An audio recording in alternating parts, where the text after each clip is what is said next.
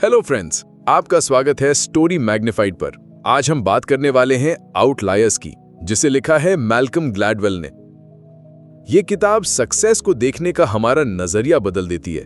Gladwell हमें बताते हैं कि एक्स्ट्राऑर्डिनरी बनने के पीछे सिर्फ इंडिविजुअल टैलेंट या हार्डवर्क नहीं होता, उसके पीछे कल्चर, फैमिली, टाइमिंग और सही अपॉर्चुनिटीज की बहुत बड़ी भूमिका होती है। हम अक्सर सक्सेस की स्टोरीज को इंडिविजुअल ग्लोरी के रूप में सुनते हैं। हमें लगता है कि बिल गेट्स, बीटल्स या टॉप एथलीट्स सिर्फ अपनी मेहनत और ब्रिलियंस की वजह से वहां पहुंचे। लेकिन ग्लैडवेल कहते हैं that's only half the truth. असली कहानी में एनवायरनमेंट, चांस और hidden advantages equally important factors होते हैं। कैनेडियन हॉकी प्लेयर्स का एग्जाम्पल लीजिए। टॉप प्लेयर्स में से ज्यादातर साल के पहले कुछ महीनों जनवरी से मार्च में पैदा हुए हैं। क्यों? क्योंकि यूथ लीग्स की कट ऑफ डेट जनवरी 1 है। इसका मतलब है कि साल की शुरुआत में पैदा हुए बच्चे उम्र और फिजिकल मैच्योरिटी में आगे होते हैं।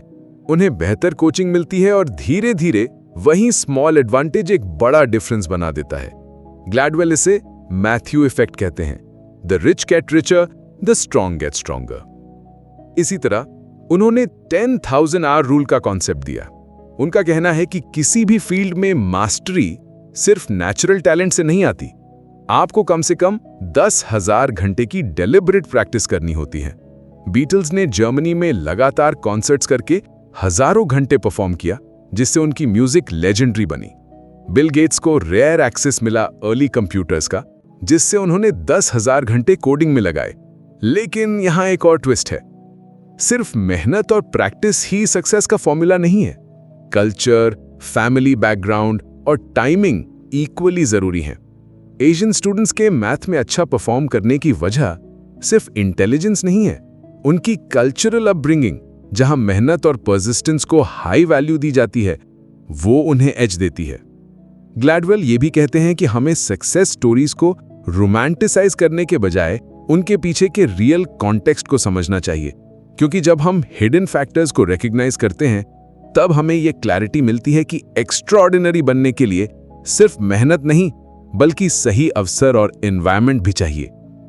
तो इस किताब से हम 12 पावरफुल इनसाइट्स एक्सप्लोर करेंगे, जिनसे हम जानेंगे कि सक्सेस सिर्फ पर्सनल ग्रेटनेस का नाम नहीं है, ये सही जगह, सही समय और सही लोगों से मिली मदद का रिजल्ट भी है। अगर आप सच में ये समझना चाहते हैं कि एक्स्ट्राऑर्डिनरी बनने के पीछे कौन से अनसीन पैटर्न्स काम करते हैं, तो ये जर्नी आपके लिए है। आइए शुरू करते हैं आउटलायर्स की। मैल्कम ग्लैडवेल की आउटलायर्स की सबसे स्ट्राइकिंग शुरुआत होती है मैथ्यू इफेक्ट से। इसका मतलब है छोटे छोटे फायदे समय के साथ एक्यूमुलेट होकर बहुत बड़े नतीजे क्रिएट कर देते हैं। ये कॉन्सेप्ट इतना पावरफुल है कि ये हमें सक्सेस के बारे में सोचने का नजरिया ही बदल देता है। ग्लैडवेल एग्जाम्पल देते हैं कैनेडियन हॉकी प्लेयर्स का। अगर आप वर्ल्ड क्लास प्लेयर्स की बर्थडेज देखें, तो ज्यादातर जनवरी, फरवरी या मार्च में पैदा हुए हैं। क्या एक कोइंसिडेंस है? नहीं। यूथ हॉकी लीग्स की कट ऑफ डेट है जनवरी 1, यानी जो बच्चे साल की शुरुआत में पैदा होते हैं वे उम्र में टेक्निकली बड़े होते हैं और फिजिकली भी थोड़ा मैच्योर। नतीजा, उन्हें कोचेस ज्यादा टैलेंटेड समझते हैं, बेटर ट्रेनिंग और ज्यादा अपॉर्चुनिटीज मिलती हैं।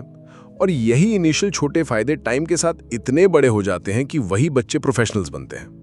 ग्लैडवेल इसे the rich get richer, the strong get stronger वाली फिनोमिनन से कंपेयर करते हैं। जब किसी को अर्ली एडवांटेज मिलता है तो वो धीरे धीरे और बढ़ता जाता है, जबकि जिनके पास शुरुआती फायदा नहीं है वे पीछे रह जाते हैं। ये सिर्फ हॉकी तक सीमित नहीं है, स्कूल में भी यही होता है। जो बच्चे स्कूल में थोड़े मैच्योर होते हैं वे शुरुआत में अच्छे परफॉर्म करते हैं। टीचर्स उन्हें स्मार्ट समझकर ज्यादा अटेंशन देते हैं, रिजल्ट वो और बेहतर परफॉर्म करने लगते हैं। और दूसरी तरफ जो बच्चे यंगर होते हैं वो धीरे धीरे पीछे रह जाते हैं। ये प्रिंसिपल हमें ये समझाता है कि सक्सेस सिर्फ इंडिविजुअल टैलेंट का रिजल्ट नहीं है, कॉन्टेक्स्ट और टाइमिंग भी उतने ही जरूरी हैं। इमेजिन कीजिए, 2 स्टूडेंट्स हैं। पहला थोड़े बेटर रिसोर्सेज और सपोर्ट सिस्टम के साथ शुरू करता है, उसे इनिशियल एडवांटेज मिलता है। दूसरा उतना लकी नहीं है। टाइम के साथ पहला और सक्सेसफुल बनता जाता है और दूसरा स्ट्रगल करता है। यही है मैथ्यू इफेक्ट। ग्लैडवेल कहते हैं कि अगर हमें फेयर सिस्टम बनाना है तो हमें इन हिडन एडवांटेजेस को रिकॉग्नाइज करना होगा। जैसे अगर हॉकी लीग्स बच्चों को एज ग्रुप्स में डिवाइड करें या स्कूल्स बच्चों को मैच्योरिटी के हिसाब से कैटेगराइज करें, तो हर किसी को इक्वल चांस मिलेगा। ये इंसाइट हमें ये सोचने पर मजबूर करता है कि हमारी सोसाइटी में कितने लोग सिर्फ इस वजह से पीछे रह जाते हैं क्योंकि उन्हें सही समय पर सही एडवांटेज नहीं मिला। तो पहला सबक यही है, सक्सेस की कहानी हमेशा टैलेंट और मेहनत की कहानी नहीं होती। इसमें हिडन एडवांटेजेस और टाइमिंग का बड़ा रोल होता है। और यही प्रिंसिपल हमें अगले इंसाइट की ओर ले जाता है, 10,000 आवर रूल। क्योंकि इनिशियल एडवांटेज सिर्फ शुरुआत है, असली मास्टरी कंसिस्टेंसी और डेलिब्रेट प्रैक्टिस से आती है। मैथ्यू इफेक्ट हमें यह सिखाता है कि शुरुआती एडवांटेजेस कितने पावरफुल होते हैं। लेकिन क्या सिर्फ एडवांटेज से कोई लेजेंड बन सकता है? मैल्कम ग्लैडवेल कहते हैं नहीं। एडवांटेज आपको शुरुआत में मदद करता है, लेकिन एक्स्ट्रा ऑर्डिनरी बनने के लिए डेलिब्रेट प्रैक्टिस जरूरी है। और इसी से आता है उनका मशहूर कॉन्सेप्ट 10,000 आवर रूल। ग्लैडवेल कहते हैं कि किसी भी फील्ड में मास्टरी के लिए आपको लगभग 10,000 घंटे प्रैक्टिस करनी होती है। ये कोई मैजिक नंबर नहीं है, बल्कि रिसर्च से निकला हुआ पैटर्न है। चाहे म्यूजिशियंस हों, एथलीट्स हों या प्रोग्रामर्स, जो लोग अपनी फील्ड में एक्स्ट्रा ऑर्डिनरी बने, उन्होंने हजारों घंटे फोकस्ड प्रैक्टिस की। एग्जाम्पल लीजिए बीटल्स का। जब वे जर्मनी के हैम्बर्ग में परफॉर्म करने गए तो उन्होंने लगातार सालों तक रोज रोज घंटों प्रैक्टिस की। ये सिर्फ परफॉर्मेंसेज नहीं थी, ये उनकी रियल ट्रेनिंग थी। रिजल्ट, उनकी म्यूजिक इतनी पॉलिश्ड और पावरफुल हो गई कि उन्होंने म्यूजिक इंडस्ट्री को ही बदल दिया। इसी तरह बिल गेट्स का एग्जाम्पल दीजिए। जब ज्यादातर किड्स के पास कंप्यूटर तक पहुंच भी नहीं थी, गेट्स को स्कूल में रेयर एक्सेस मिला। उन्होंने दिन रात कोडिंग की और हजारों घंटे इन्वेस्ट किए।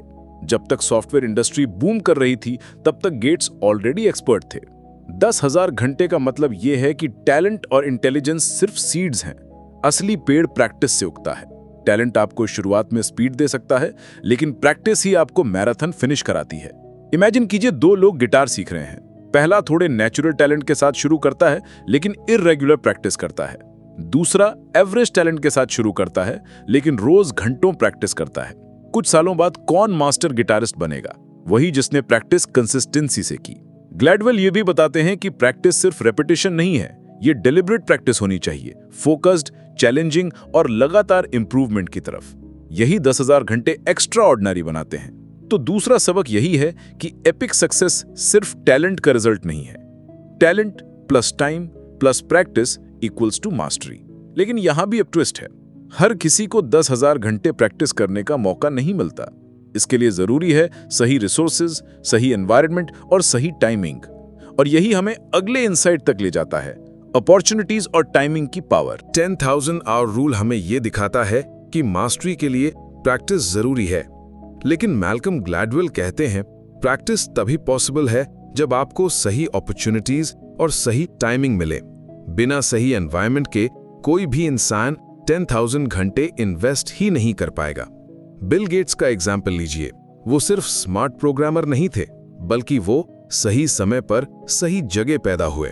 1970s में जब कंप्यूटर्स रेयर थे, गेट्स के स्कूल में एक कंप्यूटर टर्मिनल इंस्टॉल हुआ।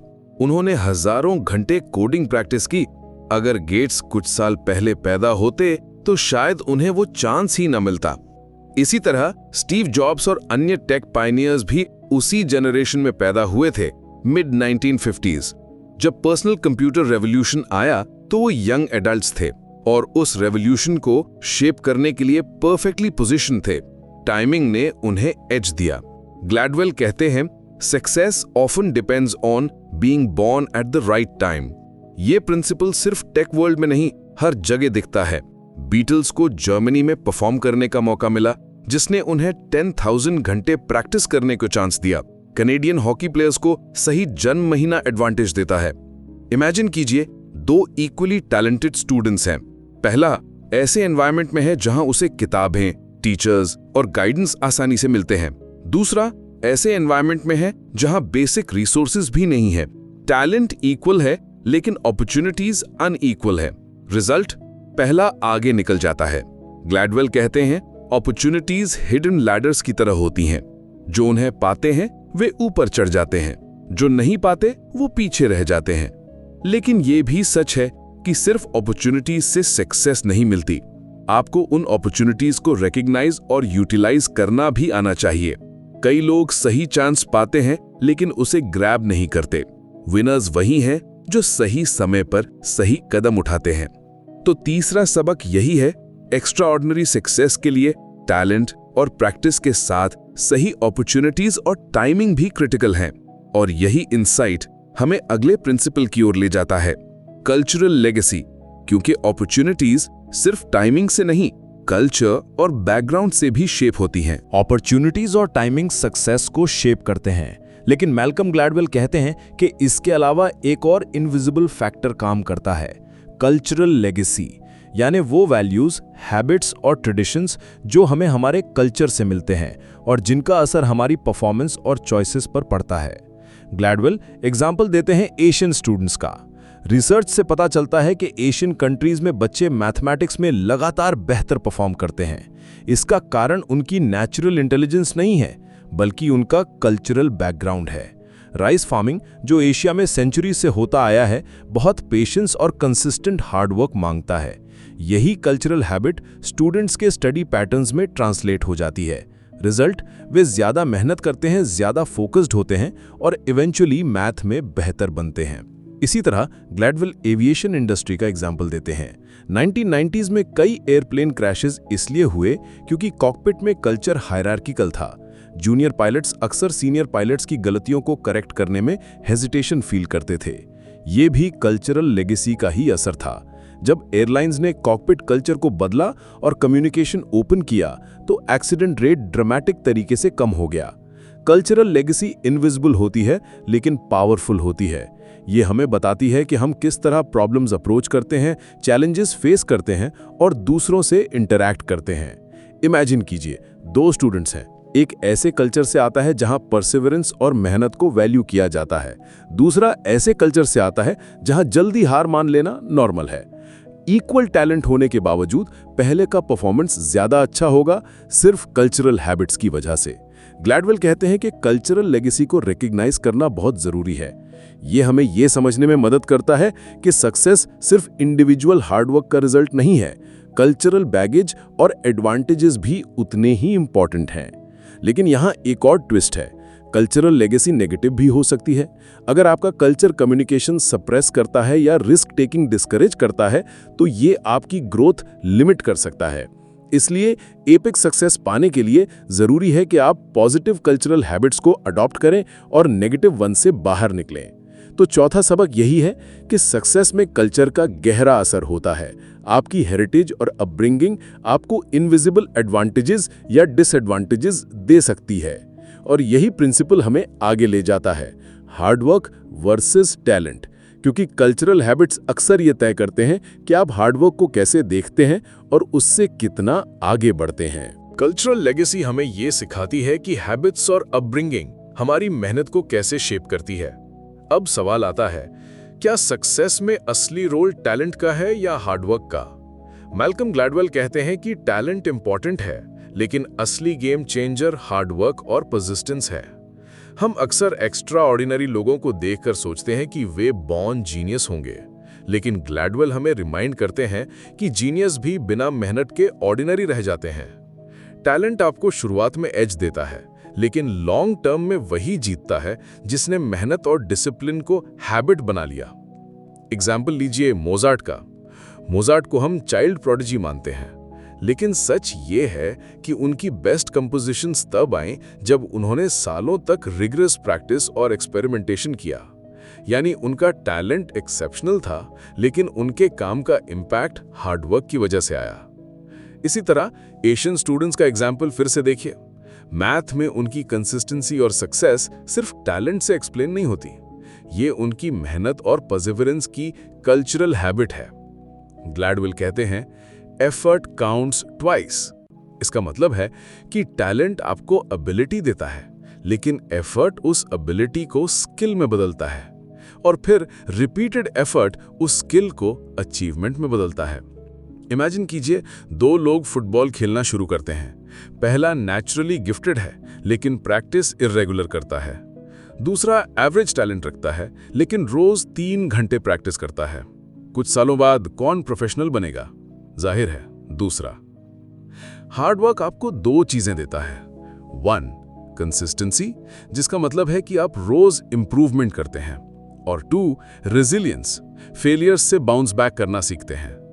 टैलेंट सिर्फ शुरुआत है, लेकिन मेहनत जर्नी है, और एपिक सक्सेस जर्नी से ही आती है। ग्लैडवेल हमें ये भी सिखाते हैं कि मेहनत का असर तब और गहरा होता है जब वो राइट अपॉर्चुनिटीज और सपोर्टिव एनवायरनमेंट के साथ कंबाइन हो। यानी अकेले मेहनत काफी नहीं है, लेकिन बिना मेहनत कोई भी अपॉर्चुनिटी वेस्ट हो जाएगी। तो पांचवा सबक यही है कि सक्सेस का असली डिफरेंशिएटर टैलेंट नहीं बल्कि हार्ड वर्क और परसिस्टेंस है। और यही प्रिंसिपल हमें अगले इनसाइट तक ले जाता है, इंटेलिजेंस की सीमाएं। क्योंकि अक्सर हम सोचते हैं कि आईक्यू ही सक्सेस डिसाइड करता है, लेकिन ग्लैडवेल दिखाते हैं कि इसकी भी एक लिमिट है।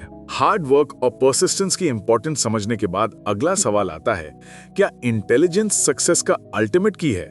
मैल्कम ग्लैडवेल कहते हैं, आईक्यू जरूरी है लेकिन इसकी एक सीमा है।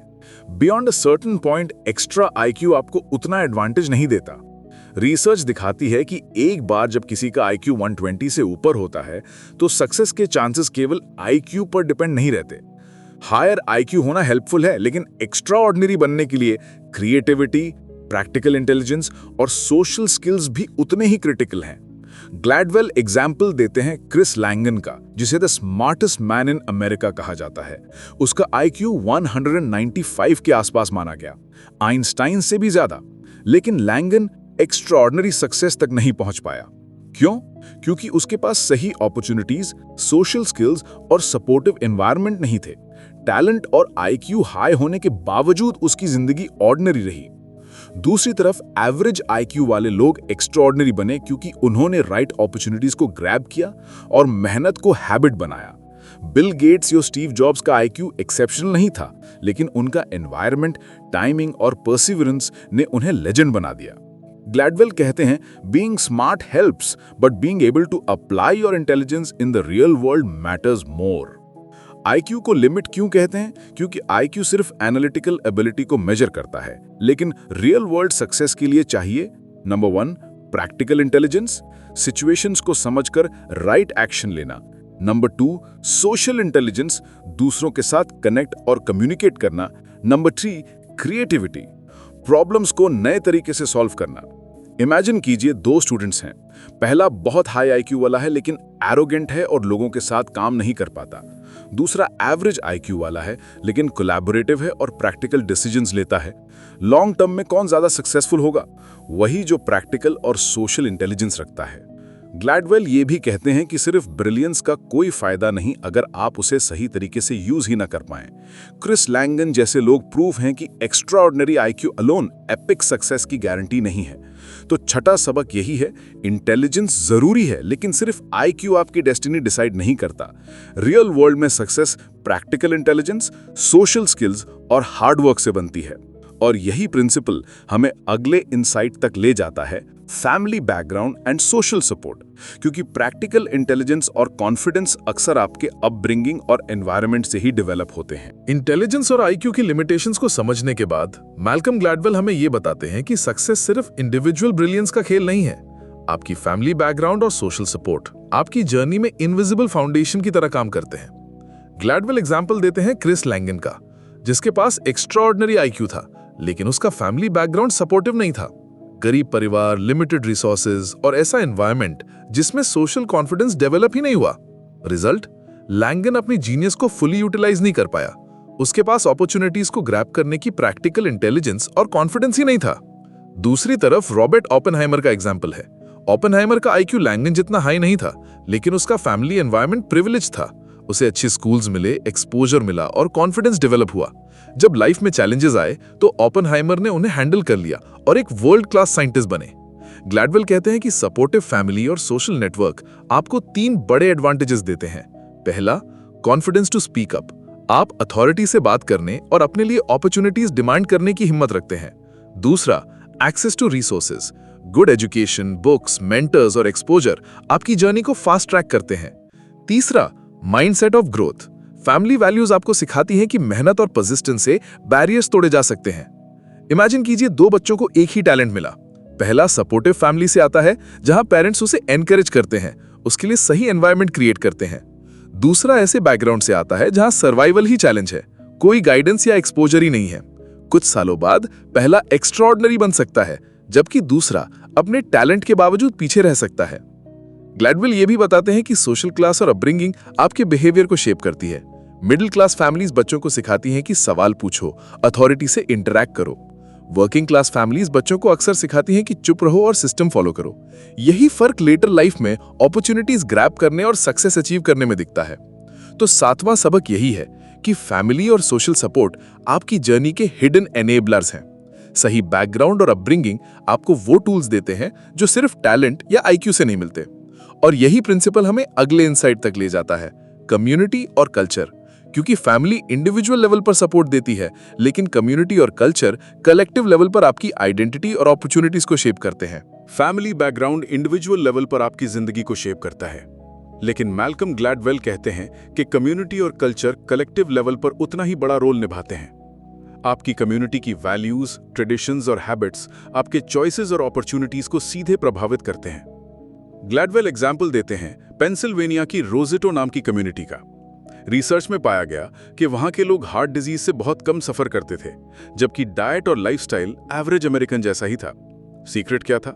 Strong community bonds. लोग एक दूसरे को सपोर्ट करते थे, साथ मिलकर रहते थे और सोशल स्ट्रेस कम था। यानी उनकी कम्युनिटी ने उनकी हेल्थ और सक्सेस को इनडायरेक्टली शेप किया। इसी तरह एशियन कल्चर्स का एग्जाम्पल फिर से लीजिए। वहां कलेक्टिव वैल्यूज और परसिस्टेंस की कल्चर इतनी गहरी है कि स्टूडेंट्स नेचुरली मेहनती और डिसिप्लिन बन जाते हैं। ये सिर्फ इंडिविजुअल टैलेंट की वजह से नहीं, बल्कि कम्युनिटी की शेयर्ड हैबिट्स और बिलीफ्स की वजह से है। कम्युनिटी आपको 3 बड़े फायदे देती है। 1. Shared identity. आप अकेले नहीं महसूस करते, आप एक लार्जर पर्पस से जुड़ जाते हैं। 2. Support system. चैलेंजेस आने पर आपको मदद और मोटिवेशन मिलती है। 3. Collective habits. कम्युनिटी की प्रैक्टिसेस आपकी पर्सनल हैबिट्स को शेप कर देती है। इमेजिन कीजिए 2 लोग एक ही बिजनेस शुरू करते हैं। पहला ऐसे कम्युनिटी से आता है जहां एंटरप्रेन्योर्स को रिस्पेक्ट और सपोर्ट मिलता है। दूसरा ऐसे जगह से जहां रिस्क टेकिंग को डिस्करेज किया जाता है। इक्वल टैलेंट होने के बावजूद पहला ज्यादा आगे बढ़ेगा क्योंकि उसकी कम्युनिटी उसे पुश करती है। ग्लैडवेल कहते हैं कि कम्युनिटी और कल्चर आपको इनविजिबल रूल्स देते हैं। कभी ये रूल्स आपके लिए एडवांटेज बनते हैं, कभी बैरियर। जैसे एविएशन एक्सीडेंट्स का एग्जाम्पल। कुछ कल्चर्स में हायरार्की इतनी स्ट्रांग थी कि junior pilots errors point out नहीं कर पाते थे, लेकिन जब कल्चर बदला, कम्युनिकेशन खुला और एक्सीडेंट्स कम हुए। तो 8वां सबक यही है कि सक्सेस में आपकी कम्युनिटी और कल्चर का हिडन हाथ होता है। यह आपको हैबिट्स, बिलीव्स और माइंडसेट देता है जो आपकी डेस्टिनी को शेप करता है। और यही प्रिंसिपल हमें अगले इनसाइट तक ले जाता है, लक और रैंडमनेस। क्योंकि कम्युनिटी और कल्चर के साथ साथ सक्सेस में एक एलिमेंट चांस और लक का भी होता है। फैमिली, कम्युनिटी और कल्चर सक्सेस में गहरा असर डालते हैं, लेकिन मैल्कम ग्लैडवेल कहते हैं कि हमें एक और फैक्टर को समझना होगा, लक और रैंडमनेस। हम अक्सर सक्सेसफुल लोगों को देखकर उनकी मेहनत और इंटेलिजेंस को क्रेडिट देते हैं, लेकिन कई बार उनकी जर्नी में प्योर लक भी क्रिटिकल रोल निभाती है। बिल गेट्स का एग्जाम्पल लीजिए। अगर वो उसी साल पैदा ना हुए होते जब पर्सनल कंप्यूटर्स का रेवोल्यूशन शुरू हुआ, और अगर उनके स्कूल में उस रेयर कंप्यूटर टर्मिनल ना होता, तो क्या वे सॉफ्टवेयर इंडस्ट्री के जायंट बन पाते? शायद नहीं। उनका टैलेंट और मेहनत अनडिनायबल था, लेकिन सही समय पर सही जगह होना प्योर लक भी था। इसी तरह बीटल्स को हैम्बर्ग में परफॉर्म करने का मौका मिलना भी लक का हिस्सा था। अगर उन्हें यह चांस न मिलता तो शायद उन्हें अपने 10,000 आवर्स प्रैक्टिस करने का एनवायरनमेंट न मिलता। ग्लैडवेल कहते हैं कि लक और रैंडमनेस ऐसे डोर्स की तरह है जो अचानक आपके सामने खुलते हैं, लेकिन फर्क यह है कि सक्सेसफुल लोग उन डोर्स को पहचान लेते हैं और अंदर कदम रख देते हैं। ऑर्डिनरी लोग वही डोर्स मिस कर देते हैं। इमेजिन कीजिए 2 लोग लॉटरी जैसी अपॉर्चुनिटी फेस करते हैं। पहला उसे इग्नोर कर देता है क्योंकि उसे लगता है कि ये ट्रिवियल है। दूसरा उसे एक्सप्लोर करता है और इवेंचुअली वो उसकी लाइफ चेंजिंग अपॉर्चुनिटी बन जाती है। लक डोर खोल सकता है, लेकिन अंदर जाने का करेज आपका अपना होता है। ग्लैडवेल ये भी बताते हैं कि रैंडमनेस सक्सेस को अनप्रेडिक्टेबल बनाता है। कई बार ऑर्डिनरी दिखने वाले लोग एक्स्ट्रा ऑर्डिनरी बन जाते हैं सिर्फ इसलिए कि उन्हें राइट मोमेंट पर राइट चांस मिला, और कई बार एक्स्ट्रा ऑर्डिनरीली टैलेंटेड लोग पीछे रह जाते हैं क्योंकि लक उनके साथ नहीं था। लेकिन इसका मतलब ये नहीं कि सक्सेस सिर्फ लक पे डिपेंड करती है। ग्लैडवेल कहते हैं luck favours the prepared mind, यानी चांस तो सबको मिलता है, लेकिन वही लोग उसे एडवांटेज में बदलते हैं जो तैयार रहते हैं। तो 9वां सबक यही है कि सक्सेस में लक और रैंडमनेस का हिडन रोल होता है, लेकिन लक का फायदा वही उठा सकता है जो प्रैक्टिस और प्रिपरेशन से रेडी है। और यही प्रिंसिपल हमें अगले इंसाइट तक ले जाता है, परसिस्टेंस और रेजिलियंस। क्योंकि लक हमेशा आपके साथ नहीं होगा। लॉन्ग टर्म सक्सेस के लिए फेलियर से बाउंस बैक करने की रेजिलियंस जरूरी है। लक और रैंडमनेस कई बार डोर्स खोलते हैं, लेकिन मैल्कम ग्लैडवेल कहते हैं लक हमेशा आपके साथ नहीं होगा। एपिक सक्सेस के लिए सबसे क्रिटिकल क्वालिटी है परसिस्टेंस और रेजिलियंस, यानी बार बार गिरकर भी उठना और अपनी जर्नी जारी रखना। एक्स्ट्रॉर्डिनरी लोग सिर्फ इसलिए अलग नहीं होते कि उन्हें सही समय पर राइट चांस मिला, वे इसलिए अलग होते हैं क्योंकि उन्होंने फेलियर्स से हार नहीं मानी। उन्होंने हर सेटबैक को एक लेसन बनाया और आगे बढ़ते रहे। ग्लैडवेल एग्जाम्पल देते हैं थॉमस एडिसन का। एडिसन ने लाइट बल्ब बनाने से पहले हजारों बार एक्सपेरिमेंट्स किए। हर बार फेलियर हुआ, लेकिन उन्होंने कहा, I have not failed, I have just found 10,000 ways that won't work. यही परसिस्टेंस इवेंचुअली उन्हें एक्स्ट्रॉर्डिनरी बना गया। इसी तरह बिल गेट्स और बीटल्स का जर्नी भी सिर्फ लक से नहीं बनी। लक ने डोर्स खोले, लेकिन उन्होंने सालों की मेहनत और रेजिलियंस से उन डोर्स को अपॉर्चुनिटी में बदला। परसिस्टेंस और रेजिलियंस की पावर को समझने के लिए 3 बातें जरूरी हैं। 1. माइंडसेट, फेलियर को एंड नहीं फीडबैक समझना। 2. कंसिस्टेंसी, हर सेटबैक के बाद भी प्रोसेस जारी रखना। 3. पेशेंस, लॉन्ग टर्म में रिजल्ट्स आने का इंतजार करना। इमेजिन कीजिए 2 एंटरप्रेन्योर्स हैं, दोनों ने स्टार्टअप शुरू किया। पहले को फेलियर मिला और उसने कहा यह मेरे लिए नहीं है। दूसरे को भी फेलियर मिला, लेकिन उसने कहा यह मेरी लर्निंग है। कुछ साल बाद वही दूसरा एंटरप्रेन्योर एक्स्ट्राऑर्डिनरी बन गया, सिर्फ परसिस्टेंस की वजह से। ग्लैडवेल कहते हैं कि रेजिलियंस सक्सेस का सबसे अंडररेटेड फैक्टर है। दुनिया में बहुत सारे टैलेंटेड और इंटेलिजेंट लोग हैं, लेकिन एक्स्ट्राऑर्डिनरी वही बनते हैं जो फेलियर को एब्जॉर्ब करके आगे बढ़ते हैं। तो 10वां सबक यही है, एपिक सक्सेस का फाउंडेशन रेजिलियंस है। फेलियर्स आपको डिफाइन नहीं करते, आपके बाउंस बैक करने का तरीका आपको डिफाइन करता है।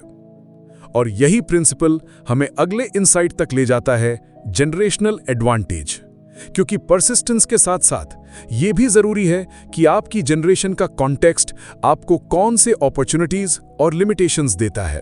परसिस्टेंस और रेजिलियंस आपकी जर्नी को सस्टेन करते हैं, लेकिन मैल्कम ग्लैडवेल कहते हैं कि आपकी जनरेशन भी उतनी ही क्रिटिकल है। आप किस दौर में पैदा हुए, ये आपकी अपॉर्चुनिटीज और लिमिटेशंस को डायरेक्टली शेप करता है। इसे वो कहते हैं जनरेशनल एडवांटेज। एग्जाम्पल लीजिए बिल गेट्स और स्टीव जॉब्स का। दोनों मिड 1950s में पैदा हुए। इसका क्या फायदा हुआ? जब 1970s और 80s में पर्सनल कंप्यूटर रेवोल्यूशन शुरू हुआ, तब वे यंग अडल्ट्स थे, यानी उनके पास एनर्जी भी थी और सही उम्र में सही अपॉर्चुनिटी भी। अगर वे 20 साल पहले पैदा होते तो शायद कंप्यूटर्स एग्जिस्ट ही नहीं करते, और अगर 20 साल बाद पैदा होते तो रेवोल्यूशन मिस हो जाता। ग्लैडवेल हमें यह भी दिखाते हैं कि बहुत से कनेडियन हॉकी प्लेयर्स सही बर्थ मंथ्स में पैदा होने से एडवांटेज पाते हैं। यह भी जनरेशनल कॉन्टेक्स्ट का हिस्सा है। यह प्रिंसिपल ब्रॉडर स्केल पर भी काम करता है। इमेजिन कीजिए, जो लोग ग्रेट डिप्रेशन या वर्ल्ड वॉर 2 के दौरान पैदा हुए, उनका माइंडसेट स्केर्सिटी और स्ट्रगल में डेवलप हुआ। वहीं 80s या 90s में पैदा हुए बच्चों का अपब्रिंगिंग टेक्नोलॉजी और ग्लोबलाइजेशन में हुआ। रिजल्ट, उनकी सोच, उनके करियर ऑप्शंस और अपॉर्चुनिटीज पूरी तरह अलग रहे। जनरेशनल एडवांटेज ये बताता है कि सक्सेस सिर्फ आपके टैलेंट या मेहनत पर डिपेंड नहीं है, आपके टाइम और एनवायरनमेंट का भी उतना ही बड़ा रोल है। ग्लैडवेल कहते हैं, it's not just who you are, it's also when you are. Generational advantage के 3 बड़े असर होते हैं। राइट इंडस्ट्री टाइमिंग, कौन सी इंडस्ट्रीज उस समय ग्रो कर रहे हैं।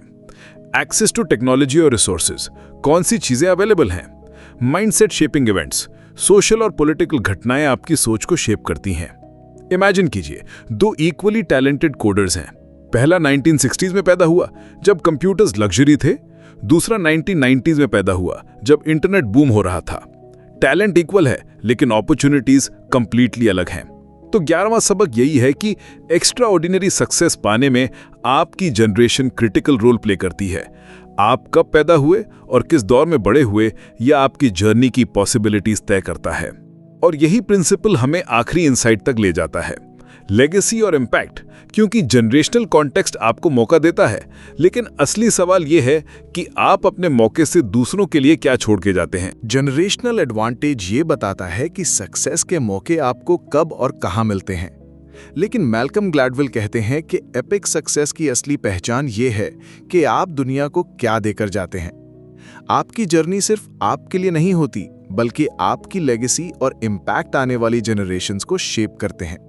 बिल गेट्स और स्टीव जॉब्स को लीजिए, उनकी सक्सेस सिर्फ उनके लिए नहीं थी, उन्होंने पूरी टेक्नोलॉजी इंडस्ट्री को बदल दिया। लाखों लोगों के लिए जॉब्स क्रिएट हुई, बिलियंस की जिंदगी आसान हुई। यही है लेगेसी। आपका काम दूसरों के लिए अपॉर्चुनिटीज बनाता है। इसी तरह बीटल्स ने सिर्फ अपने लिए म्यूजिक नहीं बनाई, उन्होंने एक पूरी कल्चरल रेवोल्यूशन क्रिएट किया। उनकी लेगेसी आज भी हर म्यूजिशियन को इंस्पायर करती है। ग्लैडवेल कहते हैं, the true measure of success is not what you achieve, but what you enable others to achieve. Legacy दो तरह की होती है। पहली, पर्सनल लेगेसी। आपके रिश्तों, वैल्यूज और बिहेवियर से लोग आपको कैसे याद रखते हैं। दूसरी, प्रोफेशनल लेगेसी। आपके काम और कॉन्ट्रीब्यूशंस ने दुनिया को कैसे बदला। इमेजिन कीजिए, दो एंटरप्रेन्योर्स हैं।